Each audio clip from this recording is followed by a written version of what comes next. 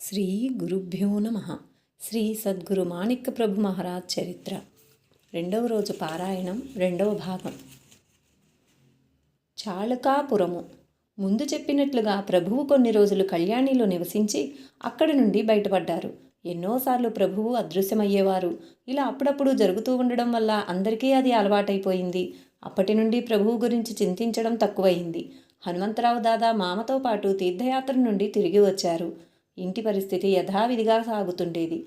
అందువల్ల ప్రభువు అక్కడ తప్పకుండా ఉండాల్సిన అవసరం కనిపించలేదు. తన మనస్సులోని కారణం ఎవరికీ చెప్పకుండా ప్రభువు అదృశ్యమయ్యేవారు.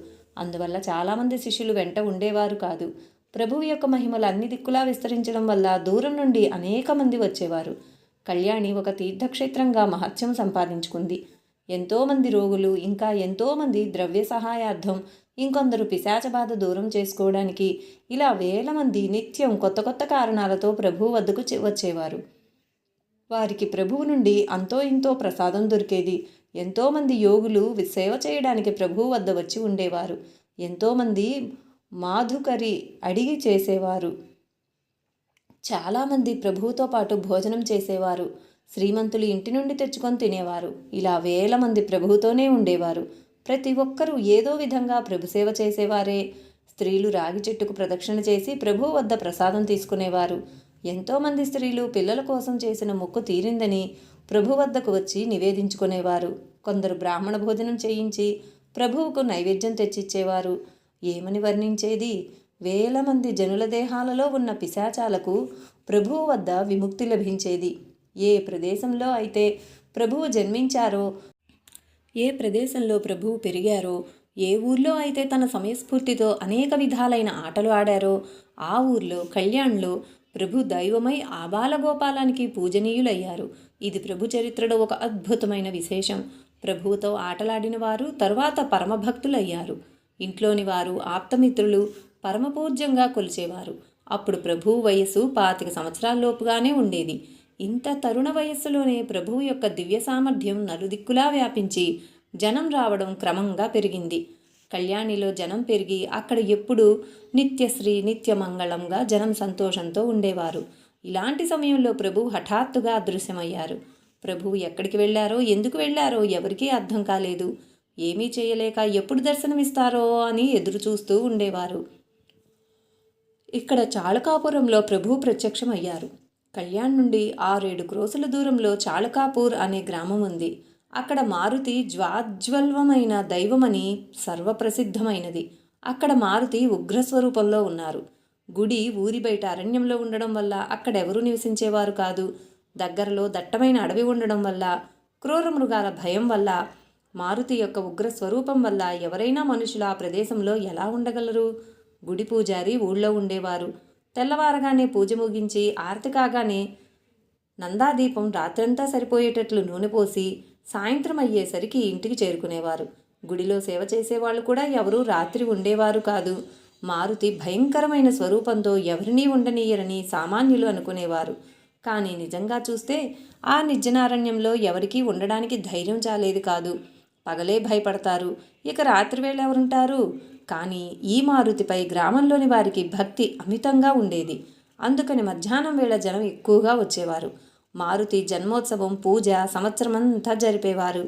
ప్రతి శనివారం పల్లకీ సేవ చేసేవారు. ఆ సమయంలో జనం ఎక్కువగా పోగయ్యేవారు. చైత్రమాసంలో జన్మోత్సవం జరిపితే ఆ ప్రదేశం యాత్రాస్థలంగా కనిపించేది.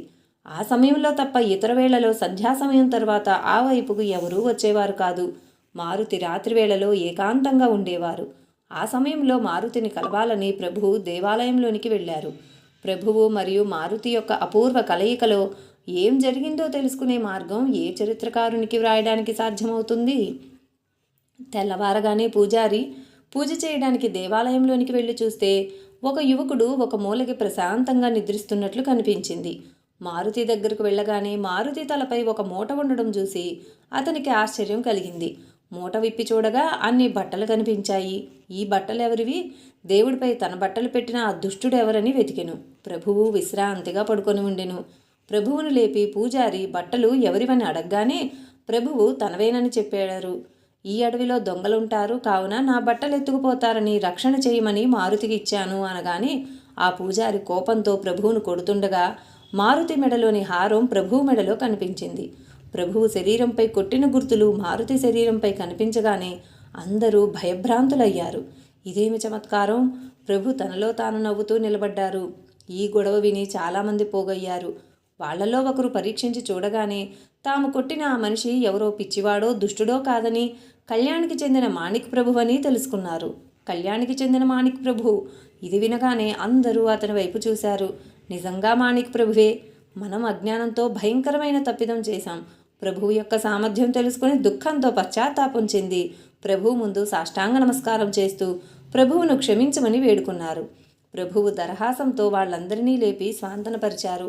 ప్రభువు చాళుకాపురం మారుతి దేవాలయానికి వచ్చారనే వార్త వాయు వేగంతో విస్తరించి జనం తండోపతండాలుగా రాసాగారు. ఖర్జూర పళ్ళు, పోకలు, కొబ్బరికాయలు, పూలు, మాలలు, బత్తాసులు, పేలాలు ఇలా అనేక పదార్థాలను వెంట తీసుకొచ్చేవారు. కొందరు పూజలు చేస్తూ ప్రసాదాలు పంచసాగారు. ఆ నిర్జన ప్రదేశం పెద్ద యాత్రాస్థలంగా రూపుదిద్దుకుంది. అక్కడ ఇతర దుకాణాలు వెలిశాయి. 4 దిక్కులా జనసమ్మర్దంతో నిండిపోయింది. అనేక రకాలైన మూగ, గ్రుడ్డి, చెవిటి యాచకులతో నిండిపోయింది. భోజన సమారంభం మొదలై అన్నపూర్ణాదేవి కృపతో అందరికీ భోజనం తృప్తిగా లభించింది. జంగల్ మే మంగల్ మొదలవడానికి ఎక్కువసేపు కాలేదు.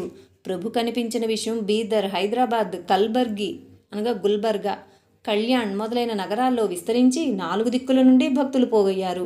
కళ్యాణ్లో ఉన్న మాతృశ్రీకి ఈ విషయం తెలియగానే ప్రభు వద్దకు రావాలనే ఆతృత పెరిగింది.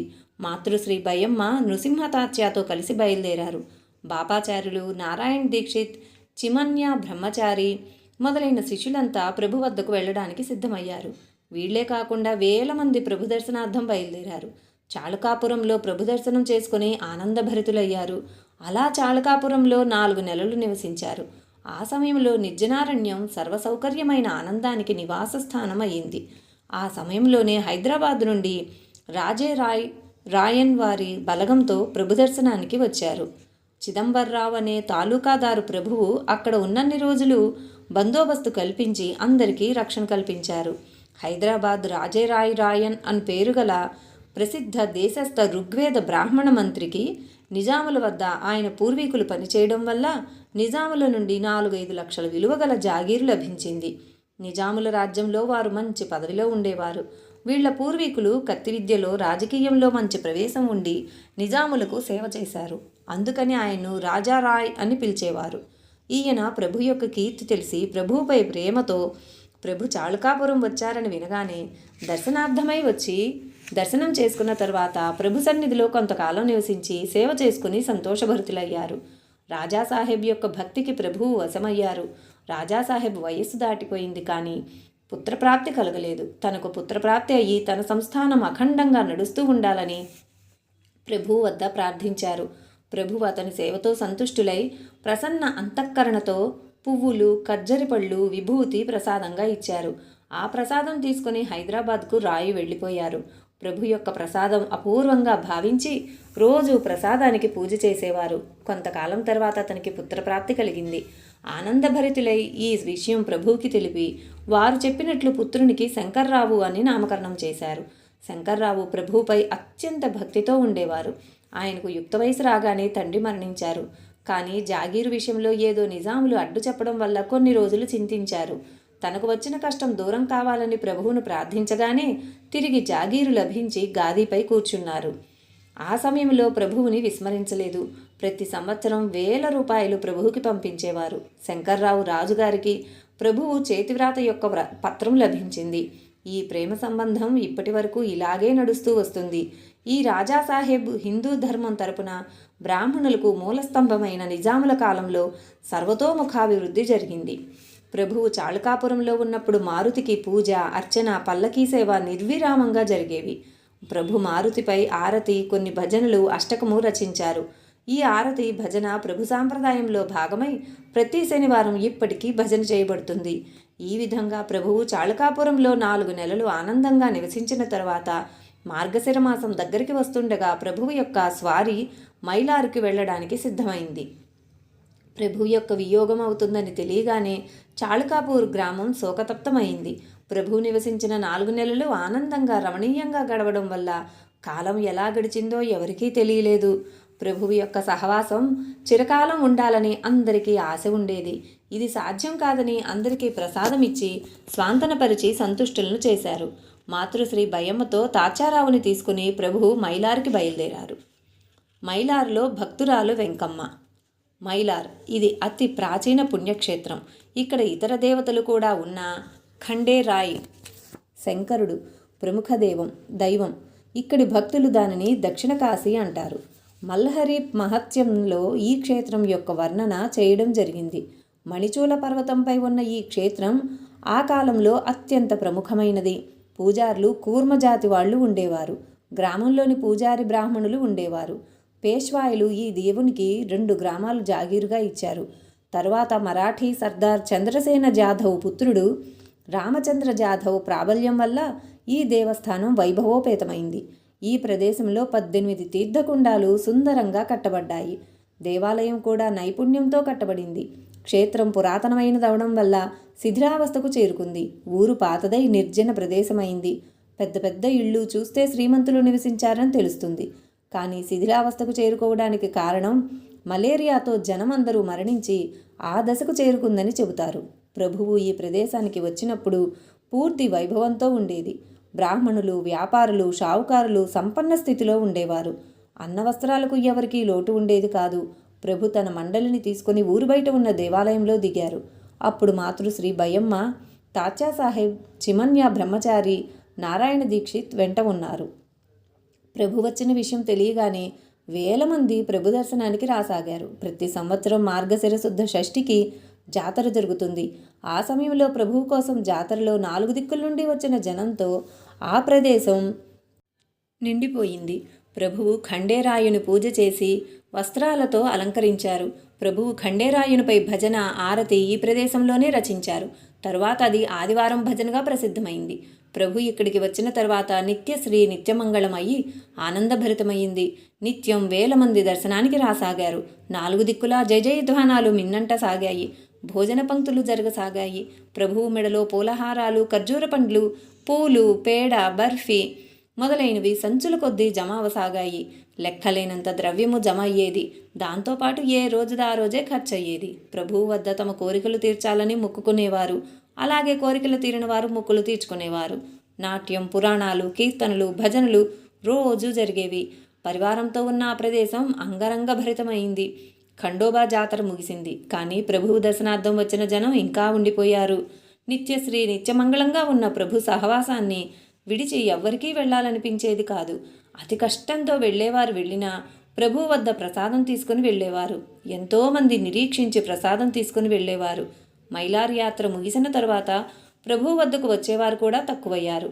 ఒకరోజు ప్రభువు చేతి నుండి ప్రసాదం తీసుకునే వారిలో ఒక కోమటి స్త్రీ ప్రభు దర్శనార్థం వచ్చింది. ఆమె యుక్త వయసురాలైన వితంతువు. శరీరం నలుపైనా కూడా ఆమె ఆభరణాలతో అలంకృతురాలై ఉండెను. అందరితో పాటు ప్రసాదం తీసుకోకుండా ఒక ప్రక్కగా నిలుచుని ఉండిపోయింది. వేల మంది ప్రసాదం తీసుకున్నా తను మాత్రం ప్రసాదం కోసం ఆలోచించలేదు. ఒక ప్రక్కగా కూర్చుని ప్రభువు తేజోస్వరూపాన్ని చూస్తూ ఉండిపోయింది. ఆమె ప్రభు స్వరూపాన్ని చూస్తూ ఎంతగా లీనమయ్యిందంటే ఆమెకు బాహ్యదేహంపై కొంచెం కూడా స్పృహ లేకుండా పోయింది. తను ఎవరో, ఎక్కడి నుండి వచ్చానో, ఏమి చేయాలో వీటన్నిటినీ మరిచి కూర్చున్న చోటే ప్రభు స్వరూపంలో లీనమయ్యింది. మొదట ఆమె వైపు ఎవరి దృష్టి మళ్ళలేదు. చివరికి జనం తగ్గిన తర్వాత ప్రభు శిష్యుల్లో ఒకరు ఆమె ప్రసాదం ఎందుకు తీసుకోవట్లేదని అనుకుని ముందుకు రమ్మని పిలిచారు. శిష్యుడు పిలవడంతో స్పృహలోకి వచ్చి ప్రభువు ముందు సాష్టాంగ నమస్కారం చేసి ప్రసాదం కోసం చేయి చాచగానే ప్రభువు 2 ఖర్జూర పళ్ళు, కొన్ని పేలాలు ఆమె చేతిలో పెట్టారు. ప్రసాదం తీసుకొని బయటకు వచ్చింది. ఎక్కడికి వెళ్లాలో ఆమెకి తోచలేదు. ప్రపంచమంతా శూన్యంగా అనిపించింది. బయటకు వచ్చిన తర్వాత కాళ్ళు ఎక్కడికి తీసుకువెళ్తే అక్కడికి వెళ్ళింది. కానీ ఆమె అంతఃకరణ ప్రభువుతో ఏకమవడం వల్ల ప్రభువు మూర్తి అన్ని వైపులా కనిపించసాగింది. ఆమె ప్రభుమయమైంది. తన స్థితి ఆమెకు తెలియడం లేదు. 2 రోజులు తిరిగి మళ్లీ ప్రభు దర్శనానికి వచ్చింది. ఒకసారి ప్రసాదం తీసుకున్నా తిరిగి ఎందుకు వచ్చిందని కొందరికి ఆశ్చర్యం కలిగింది. మళ్లీ ప్రభువు ప్రసాదం ఇవ్వగానే అప్పటికి అక్కడి నుండి వెళ్ళినా ఆమె మనసు ఇక్కడికే రావాలనిపించసాగింది. ఇలాంటి మానసిక స్థితిలో ఏం చెయ్యాలో, ఎక్కడికి వెళ్లాలో, అంతఃకరణలో బాధ ఎలా శాంతిస్తుందో తెలియలేదు.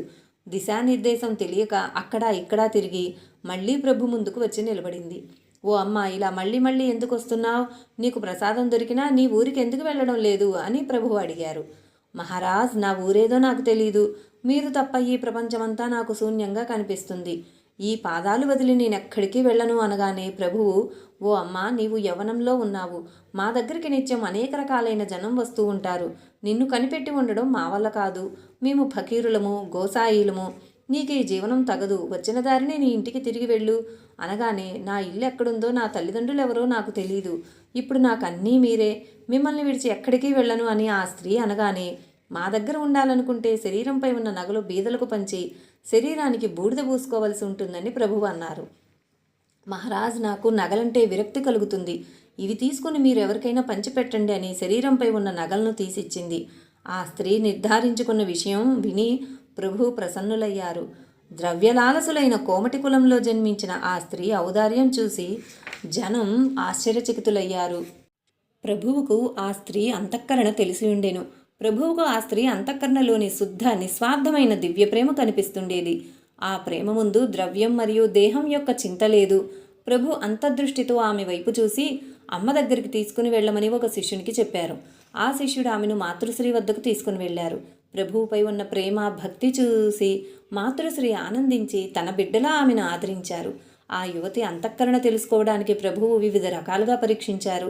ఎన్నో రోజులు ఆమెకు ఖర్జూర పండ్లు మాత్రమే తిని ఉండమనేవారు. ఆమె శరీరం సన్నబడింది. అందరికీ ఆమెపై కరుణ కలిగింది. కానీ ప్రభు ఆజ్ఞ ఆమె ఉల్లంఘించేది కాదు. ఒకరోజు ఆమె నగ్నంగా స్నానం చేస్తూ ఉన్న సమయంలో ఎవరో వచ్చి, ప్రభువు నిన్ను ఎలా ఉన్నావో అలాగే రమ్మన్నారని చెప్పారు. ఇది వినగానే దేహమోహం జనం ముందు లజ్జ పడకుండా ఎలా ఉందో అలాగే వెళ్ళడానికి తయారైంది. అందరూ ఆశ్చర్యచకితులయ్యారు. ఈ విషయం మాతృశ్రీకి తెలియగానే వెంటనే బయలుదేరింది. మధ్యలోనే ఆమెను నిలిపివేసింది. ప్రభువు ఈ విధమైన ఆజ్ఞ ఎలా చేశారు? ఈ విషయానికి కారణం స్త్రీకి నిజమైన ఆభరణం సిగ్గు. అది లేకపోతే స్త్రీత్వం ఎలా ఉంటుంది? ప్రభు ఆజ్ఞతో ఆ స్త్రీ ఆ స్థితిలో రావడానికి తయారైందని ప్రభువుకు అర్థమవగానే ఆమె అసమాన భక్తికి ప్రభువు మనసు ప్రేమతో నిండిపోయింది. ఆమె ఇంకా ప్రభువు వద్దకు రాకముందే తన శరీరంపై ఉన్న శాలువాను ఆమెపై వేయడానికి పంపించారు.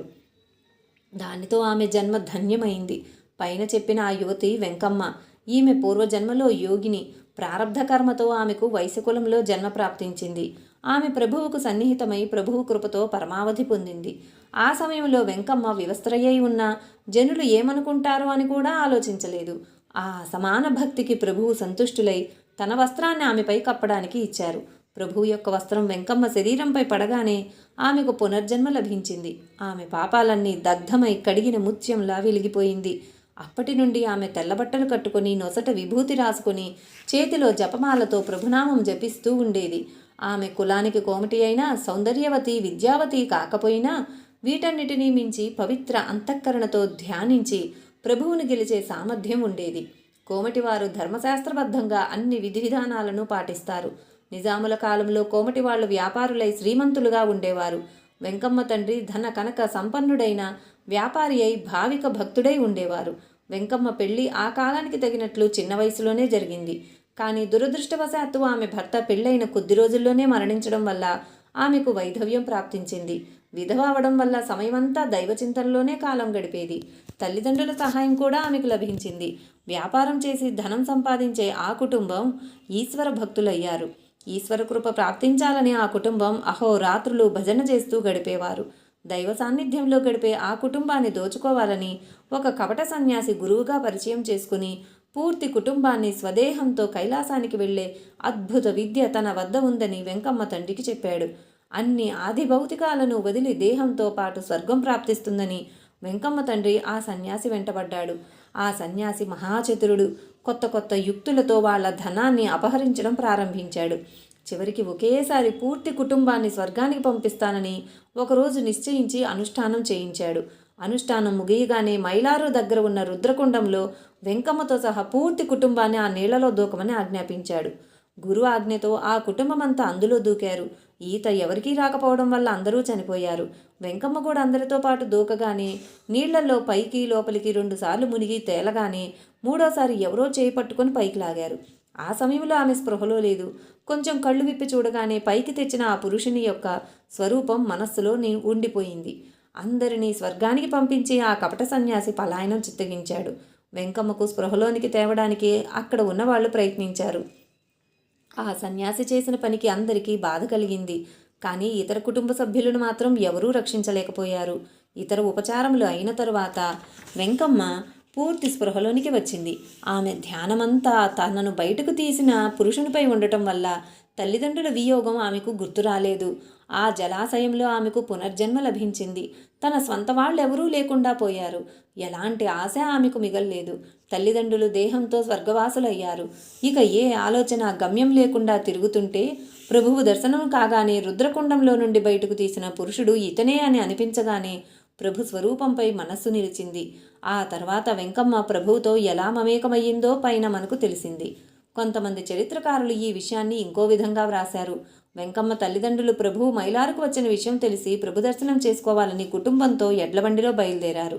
మైలారు కొద్ది కోసల దూరంలో ఉండగా గాలివాన మొదలై ఒక నది వద్ద వాళ్ల ఎడ్లబండి పూర్తిగా కొట్టుకొనిపోయి మనుషులు కూడా నీళ్లలో మునిగిపోగా వెంకమ్మ కూడా కొట్టుకుపోతుండగా ఒక బ్రహ్మచారి తన చేత్తో ఆమెను పైకి తెచ్చి భూమిపై వేసి మాయమయ్యారు.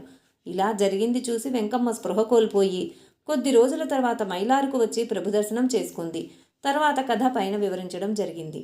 2 కథల వల్ల కూడా వెంకమ్మను మాణిక్ ప్రభు సంకట పరిస్థితి నుండి రక్షించారని తెలుస్తుంది. ఇలాంటి భయంకర పరిస్థితుల నుండి రక్షించిన పురుషుడు అదృశ్యమయ్యారు. కానీ ఆ అద్భుత పురుషుని కరస్పర్శ తగిలినప్పటి నుండి ఆమె పిచ్చిదయింది. ఆమెకు తనను నీటి నుండి బయటకు తెచ్చిన వారు ఈ ప్రపంచ జగద్రక్షకులు, ఈ మాయా ప్రపంచాన్ని ఉద్ధరించడానికి సమర్థులని ఆమెకు నమ్మకం కలిగింది. వారెవరో తెలుసుకోవాలని వెతుక్కుంటూ తిరగసాగింది. వెంకమ్మకు ఐహిక ఆప్తులు లేనందువల్ల పారమార్థిక ఆప్తుల కోసం వెతకడానికి నిర్ణయించుకుంది. లేగదూడ ఆవు నుండి తప్పిపోతే ఎలా తిరుగుతుందో ఆ విధంగా ఆత్మబంధువును వెతికే పనిలో తిరగసాగింది. ఆమె అంతఃకరణకు అయిన దాహం సద్గురువును కలిస్తేనే ఉపశమిస్తుంది. అందుకు అన్ని ఇంద్రియాలు ఉన్నా బయటి జ్ఞానం లేక తిరగసాగింది. ఆమె భాగ్యోదయం అయ్యే సమయం రావడం వల్ల ప్రభు దర్శనం కలిగింది. అప్పుడు ఆమెకు తల్లి, తండ్రి, బంధువులు ఒకేసారి దొరికినట్లు అయ్యింది. ఆ సమయంలో ఆమె ఆనందం వర్ణించడం ఎవరి వల్ల కాదు. మైలారులో ప్రభు చాలా రోజులు ఉన్నారు. ఇక్కడ ప్రభు గాదీ స్థాపన జరిగినప్పుడు పెద్ద ఉత్సవం జరిగింది. దేవాలయం దగ్గర ఆవరణలో ఒక చెట్టు క్రింద కూర్చున్నప్పుడు చేతిలో పట్టుకున్న ఒక కట్టెతో భూమిలో కెలకగానే నీళ్లు పడ్డాయి. అదే గంగా అని శిష్యులంతా అక్కడ తవ్వి కుండం చేశారు. దానిని మాణిక్ కుండము అని పేరు పెట్టారు. ఆ కుండానికి ఇప్పటికీ చాలా మహత్యం ఉంది. దుబుల్ గుండికి చెందిన కులకర్ణి రామాజీ పంత్ అనేవారు ఉండేవారు. వారికి ప్రభు దర్శనం మైలార్లోనే జరిగింది.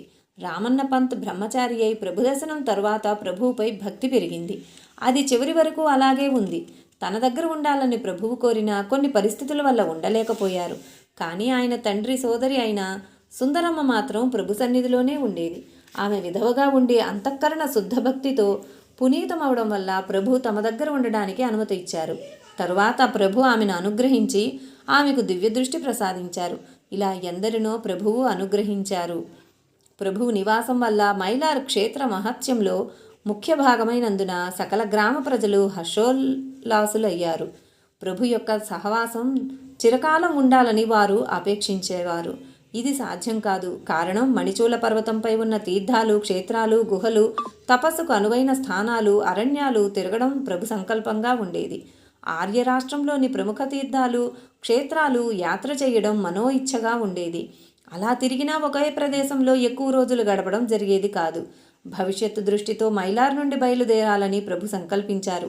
మాతృశ్రీ భయాదేవి మరియు నృసింహతాత్యాలను కళ్యాణికి పంపించి కొంతమంది ప్రముఖ శిష్యులను వెంట తీసుకుని మిగతా వాళ్లను వాళ్ల స్వస్థలాలకు వెళ్లాలని ఆజ్ఞాపించారు. ఎలాంటి ఘోర అరణ్యంలో నివసించాల్సి వచ్చినా, ఎలాంటి ఆపద వచ్చినా ప్రభు చరణాలు విడవరాదని నిశ్చయించుకున్న వెంకమ్మను వెంట తీసుకువెళ్లాలని నిశ్చయించుకున్నారు. మైలార్ విడిచి వెళుతున్న ప్రభువును చూసి మైలార్ గ్రామస్తులు ఖిన్నులయ్యారు. కానీ ప్రభు తన ప్రేమపూర్వక మాటలతో అందరికీ ప్రసాదమిచ్చి సమాధానపరిచారు. భాల్కీలో ప్రభువు. మైలార్ నుండి ప్రభు బయలుదేరి భాల్కీకి వచ్చారు. అనుకోకుండా భాల్కీకి ఎందుకు వచ్చారో ఎవరికీ తెలియలేదు. భాల్కీ పూర్వం మరాఠా సేనాపతి చంద్రసేన జాధవ్ యొక్క జాగీరులో ఉండేది. చంద్రసేన జాధవ్కు ఖర్చు కోసం 7 లక్షల జాగీరు నిజాముల నుండి లభించింది. ఈ ప్రదేశంలో ఇప్పుడు ఖిల్లా రాజవాడ జీర్ణదశలో కనిపిస్తుంది. ఈ ఊరి యొక్క ఇతిహాసం ప్రాచీనమైనది. పూర్వం దీనికి భద్రపురి లేదా భద్రావతి అనే పేరు ఉండేది. ఇక్కడ భద్రేశ్వర్ అనే పేరు గల శంకర దేవాలయం ఉంది. దాన్నే ఇప్పుడు భాల్కేశ్వర్ అంటారు. ఈ దేవాలయం ప్రాచీనమైనది. ప్రభు ఈ శంకర దేవాలయంలోనే దిగారు. అరుణప్ప అనే పేరు గల ఒక బ్రాహ్మణుడు ఈ శంకరుని పూజారిగా ఉండేవారు. ఆయన చాలా రోజుల నుండి కడుపు నొప్పితో బాధపడుతుండేవారు. ఎన్ని ఔషధాలు వాడినా మంత్రతంత్రాలతో కూడా ఉపయోగం లేకుండా పోయింది. అందుకని విసిగిపోయి ప్రాణంపై ఆశ వదులుకొని ఉండిరి. ఆ సమయంలో ప్రభువు అక్కడికి వచ్చారు. అప్పుడు ప్రభువుతో, మహారాజా, నాకు ఈ బాధ నుండి విముక్తి కలిగించండి, ఈ కష్టం నేను భరించలేను అని విన్నవించుకోగానే ప్రభువు నవ్వుతూ, అరుణప్ప, నీవు మరణిస్తే ఈ దేవుడికి దిక్కెవరు? దేవుని పూజ అర్చన ఎవరు చేస్తారు అన్నారు. ప్రభువు ఆ బ్రాహ్మణుని పరిస్థితి తెలుసుకొని ఆ బాధ నుండి విముక్తి కలిగించాలనుకున్నారు. ప్రభు యొక్క ఉపచారాలు సామాన్య వైద్యులలాగా ఉండేవి కావు. నువ్వులు, కొబ్బరి, అటుకులు పెరుగులో కలిపి లడ్డూలు చేసి ఒక లడ్డూ తినాలని చెప్పారు. ఈ విలక్షణ ఔషధం చూసి జనం ఆశ్చర్యపోయారు. కానీ ఆ బ్రాహ్మణుడు ప్రభువాక్యంపై విశ్వాసంతో ఆ లడ్డూ ఆరగించాడు. తరువాత ప్రభు తన చేతిలోని దండంతో ఆయన కడుపుపై తిప్పగానే ఎలా ఆ దండం తిరుగుతుందో అలా బాధ తక్కువ కాసాగింది. ప్రభు కృపతోనే తనకు నయమవుతుందని ఆ బ్రాహ్మణునికి నమ్మకం కుదిరింది. 2-3 రోజుల్లో చాలా వరకు నయమై ప్రభు అక్కడ ఉన్నంతలో పూర్తిగా నయమైంది. యమద్వారం నుండి బయటకు తెచ్చి ప్రభు జీవదానం చేశారని ఆనందభరితుడై అతను ప్రభుభక్తుడయ్యాడు. ఆ బ్రాహ్మణుని వినతితో ప్రభు భాల్కీలో గాది స్థాపించారు. ఆ గాది యొక్క పూజ ఆ బ్రాహ్మణుడే నిర్వహించేవారు. కొన్ని రోజులు ప్రభు ఇక్కడ నివసించడం వల్ల చాలామంది ప్రభుభక్తులయ్యారు. భాల్కీకి చెందిన అప్పారావు సాహెబ్ ప్రభుభక్తులయ్యారు. ప్రభు భాల్కీకి వచ్చినప్పుడు జరిగింది ఇంకో విధంగా కూడా చరిత్రకారులు చెబుతారు. ప్రభువు భాల్కీ దగ్గరలోని అరణ్యంలో కొద్ది రోజులు నివసించారు. తనతో పాటు బప్పాచార్య, నారాయణ్ దీక్షిత్, చిమన్య బ్రహ్మచారి ఇలా 4 శిష్యులు ఉండిరి. మిగతా వారిని కళ్యాణ్లో ఉంచారు. వెంకమ్మకు మంత్రోపదేశం చేసి ఒక రుద్రాక్షను జపం కోసం ఇచ్చి భస్మం ధరించాలని ఆజ్ఞాపించి మాతృశ్రీ వద్ద సేవ కోసం ఉంచారు. భాల్కీ అరణ్యంలో 8 రోజుల వరకు సమాధి స్థితిలో ఉన్నారు. మధ్య మధ్యలో విరామం తీసుకుంటూ నారాయణ దీక్షిత్ మరియు బప్పాచారులతో వేదాంత చర్చ చేసేవారు. బ్రహ్మచారులు 4 ఊళ్ళోకి వెళ్ళి మధుకరి తెచ్చి ప్రభుతో పాటు వాళ్ళు కూడా తీసుకునేవారు. సంవత్సరం పాటు ఇలా జరగగా అరణ్యంలో ఎవరో సిద్ధపురుషులున్నారని భాల్కీ దగ్గరలోని గ్రామాల్లో వార్త వ్యాపించగానే కొంతమంది దర్శనానికి రావడం జరిగింది. ఎవరికీ ఈయన కళ్యాణికి చెందిన ప్రభు అని తెలియలేదు. ఒకసారి ప్రభు దర్శనం కోసం ఒక యాత్రికుడు తన భార్య, 5 సంవత్సరాల కొడుకుతో భాల్కీకి చేరుకున్నారు. మనస్సులో ప్రభు దర్శనం చేసుకోవాలనే కోరిక దృఢంగా ఉండేది. ధనం లేకపోవడం వల్ల కొడుకును వీపుపై వేసుకుని మెల్లగా నడుచుకుంటూ వస్తున్నారు. భాల్కీకి దగ్గరలో ఒక చెరువు గట్టుపై అలసిపై కూర్చున్నారు. ఆ స్త్రీ పురుషులు 2 రోజులుగా భోజనం చేయలేదు. కొడుకుకు పొంగు వచ్చి బాధపడుతున్నా అలాగే వీపుపై మోసుకొని నడుస్తూ వస్తున్నారు. అక్కడికి వచ్చిన తర్వాత ఆ పిల్లవాడు చనిపోయాడు. అది చూసి ఆ దంపతులు మూర్ఛపోయారు. ఈ వార్త ఎవరో ప్రభువుకి తెలియజేశారు. ఈ వర్తమానం వినగానే వెంటనే ప్రభువు చెరువు వద్దకు చేరుకున్నారు. అప్పుడు ప్రభువుతో పాటు ఇతర మండలి కూడా ఉండెను. ప్రభువు క్రింద కూర్చొని ఆ పిల్లవాడిని తొడపైకి తీసుకుని అతని శరీరంపై తన అమృతహస్తాన్ని తిప్పారు. ప్రభు కరస్పర్శ తగలగానే ఆ పిల్లవాడు కళ్ళు తెరిచాడు. అది చూసి ఆ దంపతులు పరమానందభరితులయ్యారు. అప్పుడు ప్రభువు, మీరెవరి దగ్గరికి వెళ్తున్నారా అని ఆ దంపతులను అడిగారు. అప్పుడు వారు, మేము మాణిక ప్రభు దర్శనానికి కళ్యాణ్కి వెళ్తున్నాము. దేవుడు మాకు విపత్తు కలిగించాడు. ప్రభు మాపై కృప చేస్తారనే ఆశతో వెళ్తుంటే తోవలో మీరు కలిశారు. కానీ ప్రభువుకి మాపై కరుణ కలిగి మీ కృపా దర్శనంతో తిరిగి మా పుత్రునికి జీవదానం దొరికింది. వాళ్ళు ఇలా అనగానే ప్రభు ప్రేమాశ్రువులతో ఇలా అన్నారు, మీకు కళ్యాణ్కి వెళ్లకుండానే ఇక్కడే ప్రభు దర్శనం అయితే ఎలా ఉంటుంది? ఇది విని బ్రాహ్మణుడు, మాకంతటి భాగ్యం ఎక్కడ ఉంది? మాకు 3 రోజుల నుండి భోజనం లేదు. అయినా ప్రభువుకి మాపై కరుణ కలగలేదు. ఇలా ఎందుకంటారు? ప్రభువు మీ దర్శనం కోసం కళ్యాణ్ విడిచి మీకోసం ఇలా వస్తే మీరు ప్రభువుకే పేరు పడతారా అన్నారు. దర్శనం కోసం ఆతురత పడ్డారని 3 రోజుల నుండి ఉపవాసం ఉండడం వల్ల ముందు ఆ బ్రాహ్మణునికి భోజనం చేయించి తరువాత దర్శనం ఇవ్వాలని వాళ్లను తన నివాసానికి తీసుకొని వెళ్ళారు. అక్కడ చిమన్యాతో పాటు 4 మధుకరి తెచ్చియుండిరి. ఆ మధుకరి దత్తాత్రేయునికి నైవేద్యం చూపించి అక్కడికి వచ్చిన మండలిని భోజనానికి కూర్చోవలసిందిగా ఆజ్ఞాపించారు. సుమారు 200 విస్తర్లు వేయబడ్డాయి. అప్పుడు ప్రభు, ఈరోజు సమారాధన ఉంది. భాల్కీకి దగ్గరలోని 3 కోసుల వరకు ఉన్న గ్రామాల్లో అందరినీ భోజనానికి పిలవండి అన్నారు. ఆ ఆజ్ఞ ప్రకారం 4 దిక్కుల ఆబారావు నాయబ్ మనుషులను పంపించారు. 2 గంటల్లో 4000 మంది గుమిగూడారు. అన్ని జాతుల స్త్రీలు, పిల్లలు, కుంటివాళ్ళు, గ్రుడ్డివాళ్ళు కూడా అక్కడికి చేరారు. తరువాత బ్రాహ్మణ, వైశ్య, శూద్ర ఇలా అనేక జాతులకు విడివిడిగా విస్తర్లు వేసిన తరువాత ప్రభువు తన ముందు 4 బ్రహ్మచారులు జోళీళ్లు తెచ్చిపెట్టిన తరువాత దాంట్లోని రకరకాలైన భోజన పదార్థాలు అంటే అన్నము, రొట్టెలు, నూక, చపాతీలు, కూరలు, వడలు విడిగా తీసిపెట్టమని చెప్పారు. అప్పుడు చమత్కారం ఏం జరిగిందంటే జోళీలు చిన్నవైనా వాటిలోని వివిధ రకాలైన పదార్థాలు పర్వతంలా కుప్పలుగా పడ్డాయి. ఏ విధమైన పదార్థాలు తీస్తుంటే అవి బయటకు వస్తూనే ఉన్నాయి. వివిధ జాతుల వాళ్ళు వాళ్ళ స్వజాతి వాళ్లకు వడ్డిస్తూ నిలబడ్డారు. అన్నీ వడ్డించగానే అవధూత చింతన శ్రీ గురుదేవ దత్త ఇలా ప్రభునోటి నుండి వెలువడగానే భోజనానికి కూర్చోవాలని ఆజ్ఞాపించారు. అందరి భోజనాలైనా కూడా జోళీ పూర్వంలా నిండుగానే ఉంది. చివరికి ప్రభువు 5 ముద్దలు తీసుకుని ఆ బ్రహ్మచారులను భోజనం చేయమన్నారు. ఈ విధమైన చమత్కారం ప్రభు సామర్థ్యం చూసి ఆబారావుతో పాటు ఉన్న మండలి ఆశ్చర్యచకితులై కళ్యాణ్కి చెందిన మాణిక్ ప్రభు ఈయనే అనే దృఢ సంకల్పం కలిగి కళ్యాణ్లో లాగే భక్తులు ఇక్కడికి రావడం మొదలై భాల్కీలో కూడా నిత్యశ్రీ నిత్యమంగళం అయింది. కళ్యాణ్ నుండి మాతృశ్రీ తాత్యా సాహెబ్ తన మండలితో ఇక్కడికే రావడం జరిగింది. ప్రభువు చనిపోయిన బాలుని బతికించటం మరియు 10 మంది భోజనాన్ని 4000 మందికి సరిపోయేటట్లు చేసిన విషయం అన్ని దిక్కులా వ్యాపించింది. దర్శనం కోసం వచ్చిన బ్రాహ్మణులకు ఇక్కడ ప్రభు దర్శనం అవగానే పరమానందం కలిగింది. ప్రభువు ఆయనకు వస్త్రాలు ఇచ్చి దరిద్రం నుండి ముక్తి కలిగించారు. భాల్కీ దగ్గరలోని అరణ్యంలోని గుహలో ప్రభువు 1 సంవత్సరం వరకు సమాధి స్థితిలో ఉన్నారు. వెంకమ్మ అరణ్యంలో సమాధి స్థితిలో ఉండడం జరిగింది అని కొందరు అంటారు. వెంకమ్మకు ప్రభువు యోగాసనాలు, సమాధి గురించి చెప్పడం వల్ల ఆమెకు యోగ విద్య ప్రాప్తించింది. ఇది తెలిసి ఆమె సమాధి తీసుకుంది అంటారు. వెంకమ్మ శాశ్వత కృప సంపాదించిన వివరణ ముందు తెలుపబడింది. వెంకమ్మ తపశ్చర్యతో రోజురోజుకు అధిక ప్రభావశాలి అవడం జరిగింది. గాలి, ఎండ, వాన, చలి వీటికి బాధపడక తపశ్చర్య ఫలప్రదం అవడం, కోరికలను జయించడం, రాగద్వేషాలను, అరిషడ్వర్గాలను జయించడం జరిగింది. తన దృఢ నిశ్చయంతో అన్ని వికారాలను జయించి క్రమంగా ఉన్నత స్థితి వైపు మెట్లెక్కుతూ చివరికి పరమోన్నతమైన స్థానాన్ని అధిరోహించి దేవీ పదాన్ని పొందింది. ఈ హృదయమైన కథ ముందు వివరించబడుతుంది. సంగ్రామ్ ఖాన్ ముందుగా చెప్పుకున్నట్లు ప్రభుమండలి భాల్కీలో మహదానందంగా గడిపి చిడుగప్పకు చేరింది. ప్రభువు యొక్క రాకకు కారణమైన లింగాయత్ కులానికి చెందిన గృహస్థు చిడుగుప్పలో ఉండేవారు. ఈ గృహస్థుకి జనంలోనూ సర్కారులోనూ కూడా మంచి పేరు ఉండేది. ఈయన బీదలకు సహాయం చేస్తూ జనాన్ని శాసించేవారు. ఈయన శ్రీమంతుడు. వీరి వద్ద సిపాయిలు ఉండిరి. వీరి పేరు సంగ్రామ్ రావు. కానీ సిపాయిలకు అధికారిగా ఉండడం వల్ల వారిని సంగ్రామ్ ఖాన్ అని పిలిచేవారు. అందువల్ల వీరు ఈ పేరుతో ప్రసిద్ధ వ్యక్తి అయ్యారు. ఆ కాలంలో సర్కారు బందోబస్తు తక్కువ. జనమును పోగు చేసుకుని అవినీతితో సంపాదించడానికి అవకాశం ఉండేది. కానీ సంగ్రామ్ ఖాన్ అలాంటి వాడు కాదు. దుష్టుల బారి నుండి ప్రజలను రక్షించుటకు తన ప్రాబల్యం ఉపయోగించేవారు. చెడు కార్యములు ఈయన చేసేవారు కాదు. అనాథలకు, దీనులకు సహకరించేవారు. అందుకని ప్రజలకు ఈయనపై అత్యంత గౌరవం ఉండేది. కానీ ఆయన దురదృష్టవశాత్తు మలేరియా జ్వరంతో శక్తిహీనులయ్యారు. అన్ని సౌఖ్యాలు ఉన్నా శారీరకంగా పీడింపబడుచుండెను. అనేక రకాలైన ఔషధాలు తీసుకున్నా తగ్గుముఖం పట్టలేదు.